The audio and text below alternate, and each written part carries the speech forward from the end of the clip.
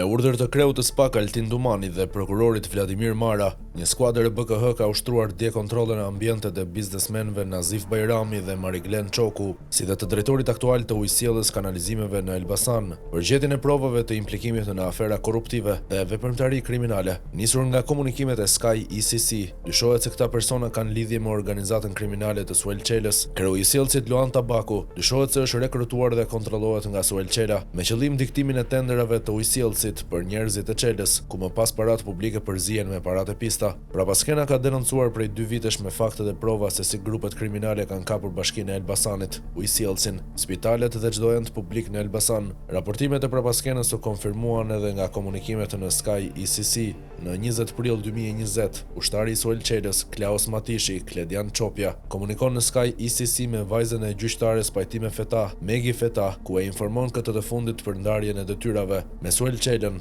për kapjen e plotë të Elbasanit, duke emëruar drejtorët në polici, shëndetësi e të tjerë, duke diktuar fituesit e tenderave për antarët e grupit të tij kriminal, duke kontrolluar shpërndarjen e drogës dhe aktivitetet e tjera kriminale. Ndam ca detyra në qytet, sa të mbarojmë gjyqet, i kërkova spitalet e El, do vë Luanin drejtor, do kërkoj edhe shefin e antidrogës, dhe toni të shesim mall për gjithë 5 majin, dhe çunat tonë në përqytet. Megi Feta, pse spitalet për shembull? Klaus Matishi, po atje ja di ai, ka edhe lek, tendera, më mjafton vetëm për punë për të fut njerëzit e mi, plus kush shet mall do i përzem, do bim ne, ndihmojmë çunat e jon dhe kemi më shumë kontroll në qytet, se malli ka thashë theme, plus i inkursion çunat. Dokumentet nxjerrin në pa dhe personazhet konkret me të cilët drejtori i ujësjellësit Luan Tabaku ka ndarë parat publike, me sa duket me urdhër të Suel Çelës. Personazhi që ka përfituar miliona euro nga ujësjellësi i Elbasanit dhe në tërësi nga Bashkitë e Qarkut është Ermal Miftaraj, ortaki Nazif Bajramit, i pari i skeduar për afera korruptive, falsifikim dokumentesh dhe mashtrim me zbatimin e kontratave publike, ndërsa i dyti i skeduar për trafik droge në Zvicër, bashkëshortja e cilit ka qenë edhe nën kryetare e Bashkisë Elbasan.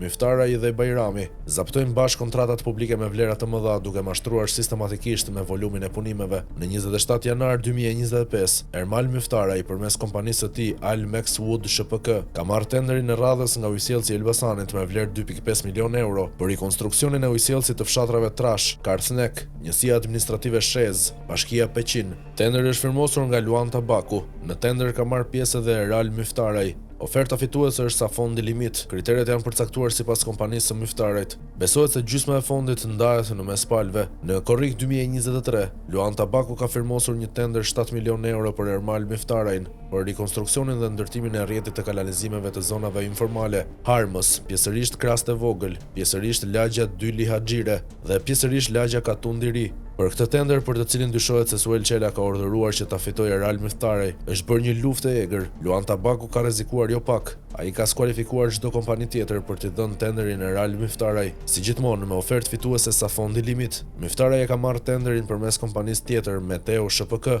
Ermal Miftaraj ortak me Bajramin. Ermal Miftaraj është ortaku kryesor i Nazif Bajramit në aferat me tendera, plotësimin e dokumenteve dhe mashtrimin e zbatimin e kontratave. Ermal Miftaraj është gllabëruesi më i madh i tenderave në qarkun e Elbasanit, herë duke u servilosur pas deputetëve, ish-ministrave dhe drejtorëve, herë duke bërë pazare, herë me mashtrime dhe pothuajse në çdo rast duke dhënë rishfet. Ermal Miftaraj po përlan të gjithë tenderat e mëdhenj në qarkun e Elbasanit, duke mashtruar me zbatimin e kontratave dhe manipuluar volumin e punimeve gjatë 7 viteve të fundit. Vetëm me kompaninë e ndërtimit Meteo, Miftaraj ka marrë rreth 50 milion euro tendera, mbi 8 milion euro tendera i ka marrë me kompaninë Almex Wood, me objekt veprimtari, studime dhe projektime në fushën e pyjeve. Miftaraj kontrollon një kartel kompanish me veprimtari të dyshimt, ku përfshihen nga Solar Park Holdings, Albanian Archives, Elmex Greenwood dhe të tjerë. Miftaraj ka krijuar lidhje klienteliste dhe korruptive me funksionar publik të Bashkisë Gramsh, Bashkisë Elbasan, Bashkisë Librazh, disa drejtorive të Bashkisë Tiranë, Bashkisë Dimal, Rogozhin, Shijak, ujësjellësit Belsh,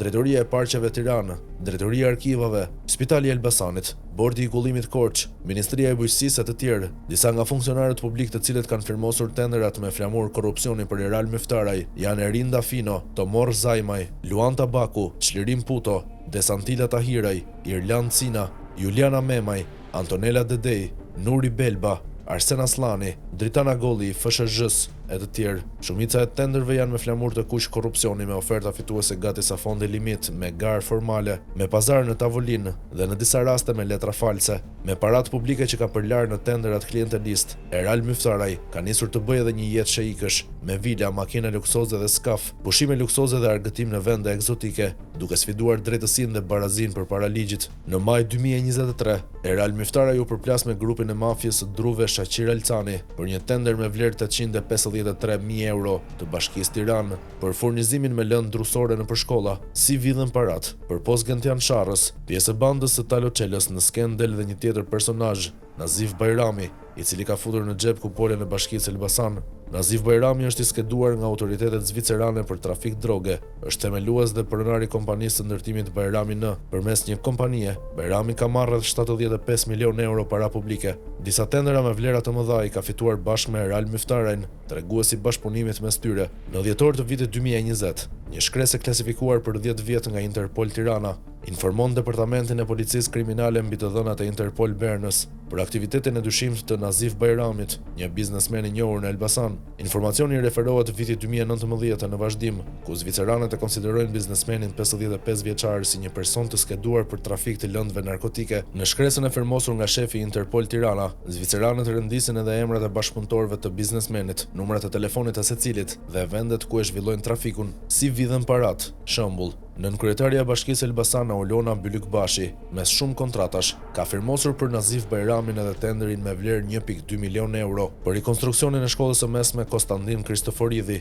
një tender ky me flamur të kuq korrupsioni, pasi janë skualifikuar të gjithë operatorët konkurrues përveç fituesit. Procedura ka qenë formale pasi fituesi është diktuar si zakonisht me pazar në tavolinë, në disa raste deri në 50% të fondit limit, duke pasur parasysh se kompania e Bajramit, sipas disa raporteve të KLSH, mashtron me zbatimin e kontratave, duke firmosur situata false për punime të pakryera. Gjatë një auditimi të veprimtarisë së Bashkisë Elbasan për vitin 2022, kontrolli i lartë i shtetit për mos shumë gjetjeve të tjera ka konstatuar se kompania Bajrami N është shpallur fituese e tenderit për rikonstruksionin e shkollës së mesme Konstantin Kristoforidhi, pa plotësuar kriteret e vendosura nga autoriteti kontraktor, Bashkia e Elbasanit. Jo vetëm kaq, pasi lidhet kontrata në 27 qershor 2022, Nazif Bajrami dhe administratori Andon Prifti vjedhin paratë e tenderit përmes punimeve të pakryera, pra përmes mashtrimit me zbatimin e kontratës. Abuzimi konstatohet nga kontrolli i lartë i shtetit. Bashkëshortja e Bajramit, ish nënkryetare e Bashkisë Elbasan, bashkëshortja e Nazif Bajramit Anduena Bajrami,